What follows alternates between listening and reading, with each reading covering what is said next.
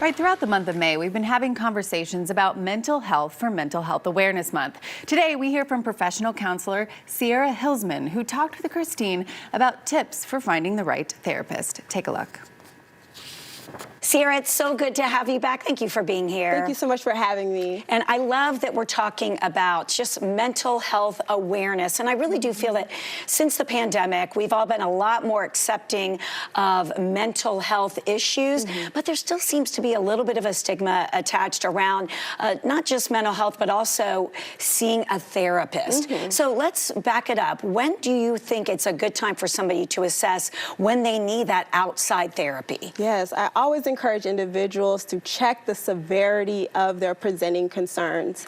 And then if you find yourself dealing with intrusive thoughts of suicide, not being able to do your activities of daily living, or maybe even isolation or withdrawal, please seek immediate action, especially if you're dealing with some type of hallucination or anything like that. Sure. And then from there, too, on the flip side, some people are not dealing with more severe mental health concerns, and it's okay to utilize therapy as a wellness tool for routine maintenance. Yeah, and I know it's also a struggle, it seems like, of finding who is right for us, because there are so many therapists out there to choose from. We might ask a friend, we might go online. So what are some suggestions, some tips for helping us seek out the person that's going to be best for us and our needs? Yes, I love that question, because oftentimes when we think about finding a therapist, we're always trying to find the right one, but we need to find somebody that's going to be in alignment of our goals. And so I always do like this ABC model: accessibility, budget, duration, and then we have to also check in on the clinical expertise as well. So with accessibility,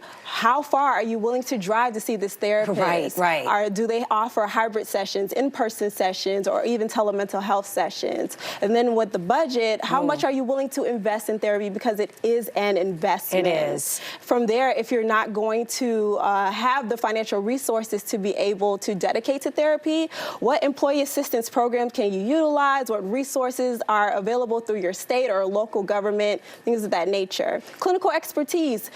Look at the top 2 things that you would like to work on in therapy and check to see whether or not that specific therapist has something that is in alignment with you. Sure. And then for duration, how long do you plan on being in therapy? Short term or long term? Right. And I think getting back to resources, it's so key that we are so lucky that in this day and age, we can sit down at our computer, at our phones, and really tap into what is out there and accessible for us, where I didn't feel like, you know, years and years ago that was the case. Right. So at least we have those resources now.